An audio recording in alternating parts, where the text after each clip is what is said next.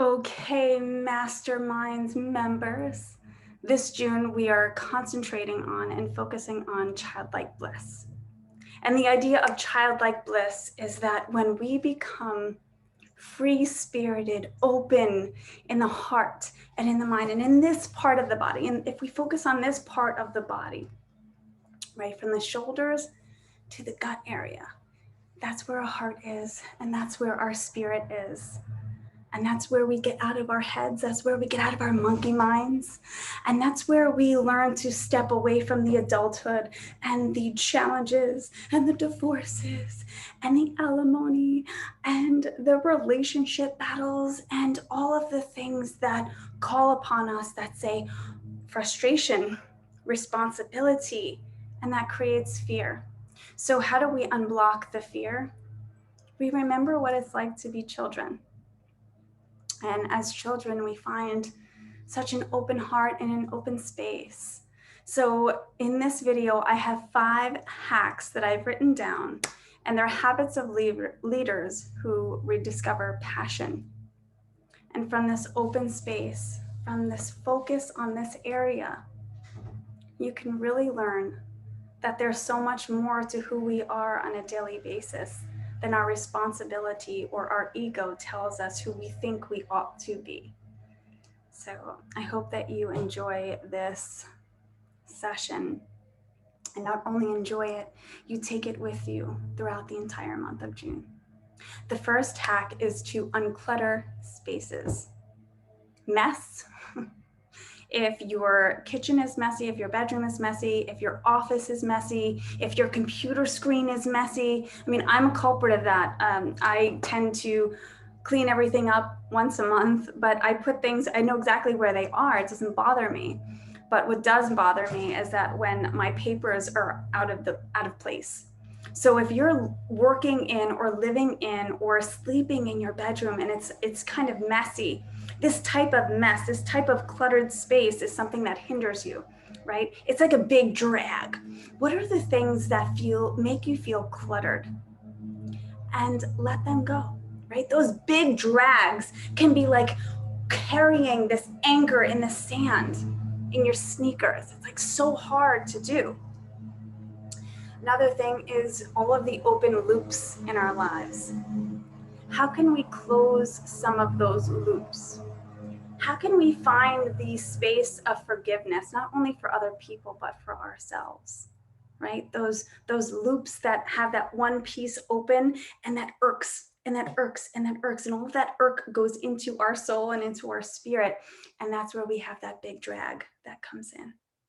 So how do we close some of those loops? There's areas of friction. Where are you having friction? Are you having friction with your partner, with your business partner, with your clients? Are you feeling friction in your life with, again, something that has an open gap that you'd like to close? These are all the hindrances, these messy areas, these unforgivens, these insecurities in ourselves. How can you close that gap of insecurity? By being secure. What are you feeling insecure about? Is it in the mind, or is it truly real? And if it's truly real, what are the areas of work that you can do? What are the tools that you can put into place to feel more secure, to feel more loved, to feel more seen, to be heard? And from that space, there's this energy release, right? When you start to unclutter this mess, when you get this uncluttered space and you open it up, you find this great big sense of breath and openness. The second half is to meditate.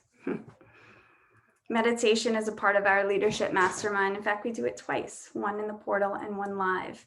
Why do I do this? Well, meditation is certainly an opportunity for all of us to relax. It's where parts of the brain actually expand. It's scientifically proven that parts of the brain light up when we let our dopamine and serotonin release. And we find this place and this practice of meditation where we're creating a space for our genius to come alive. Our genius is the person inside of us, our playmate inside of us that is responsible for passion and creativity and innovation What are those things inside of you? Right? I'm looking at all of the playthings on my desk, and my little Ganesh for yoga, and I have a little heart here and a flower there, and these little stamps that I put on my books.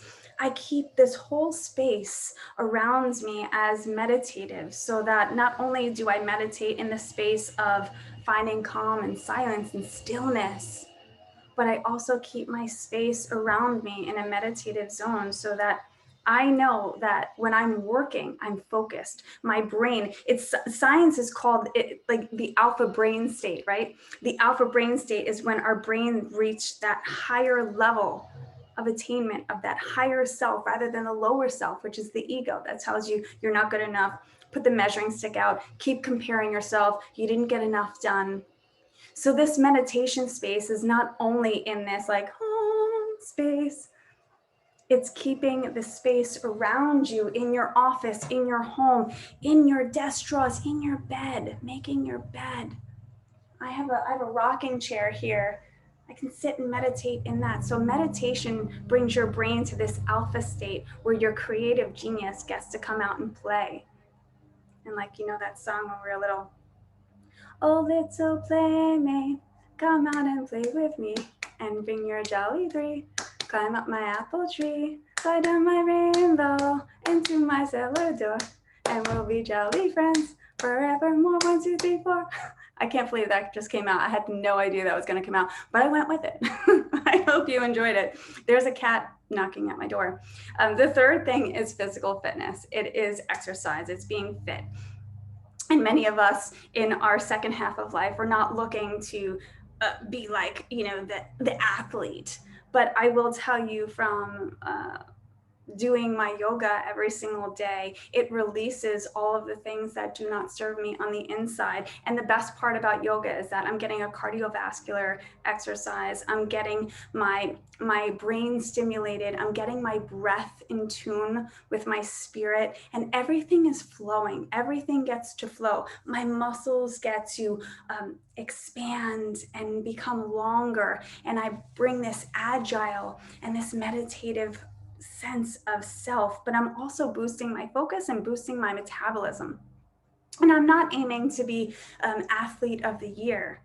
What I'm aiming to do is take an hour out of my day, or 45 minutes sometimes out of my day, to be physically fit and agile, so that when I'm 90, I can bend over and tie my shoelaces. I mean, when you think about it, exercise in this state of the game in our second half of life, you want to be able to reach that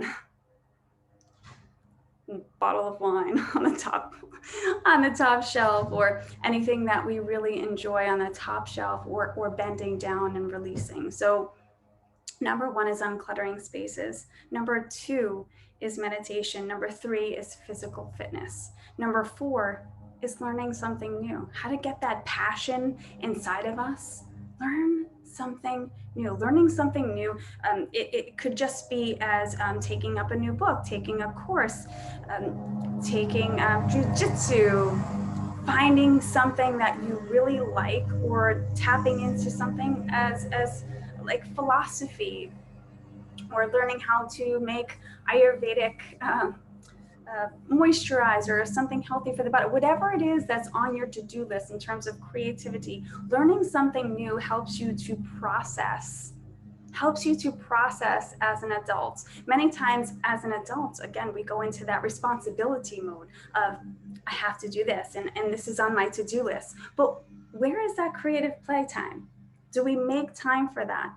And maybe it's just as much as reading a new book, or learning about how to cook, or make new drinks. All of the things that we learn anew release the dopamine, which is the motivational chemical in the brain, so that we are processing hope, we are processing pain, we are processing confusion, and we're channeling this newness from the mind into the heart and in and around the body. That newness of knowledge, that newness of wisdom creates new passion inside of us and enlivens the body. And the 5th habit of leaders that rediscover their passion is setting the tone. How do you set the tone for your day? And yes, many days we wake up on the wrong side of the bed. Many days we wake up and there is chaos or fires or things that happen that we have no control over. We argue with someone, we get into a confrontation, and it is in all of us to make sure that how we handle those situations are that are healthy, right? So how to do that is the simple hack of setting the tone for the day. Finding that introspection time with yourself brings in confidence, brings in wisdom. It creates this efficient space in the mind channel that goes to the heart to say, I have a choice of the tone that I'm going to take. I can either be this or I can be that. When things go right, I can be this or I can be that. When things go wrong, I can be this or I can be that. This is where your genius comes out to play. And geniuses are people that get lost a lot. They go off the radar a bit. They color outside the lines. They write, they play, they fall, they think, they plan, they deliver, they repeat. Your creative genius inside of you is begging you, it's asking you to play in life. It's asking you to become one with your creative nature. So the fifth hack and the fifth habit of being a leader that rediscovers passion and joy is to set the tone, to find that responsibility, which is a little bit on the adult side, in the childlike side, and to say, my tone is going to be calm and centered. My tone is going to be playful instead of reactive, instead of finding this sense of rigidity. We are finding our purpose and our passion in this tone of the day. So those are my creative hacks for you. Those are the 5 habits of leaders who rediscover passion.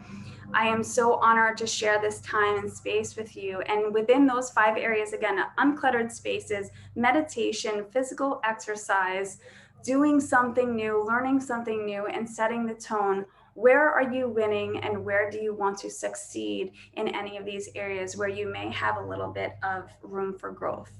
And I'll ask you to share that with us in the sessions that we create, in our drink sessions, as well as in our Facebook group. So those are the 5 leadership tips for rediscovering your passion. And I am really happy about this month's theme because being a child is very important to me. And I have crayons here, I have markers, I have construction paper all over here underneath my new desk. This is my new office, and I am consistently playing and writing with markers instead of pens, and I encourage all of you to do the same, to bring out that creative genius inside of you that is begging you to be less rigid and to be more following your purpose.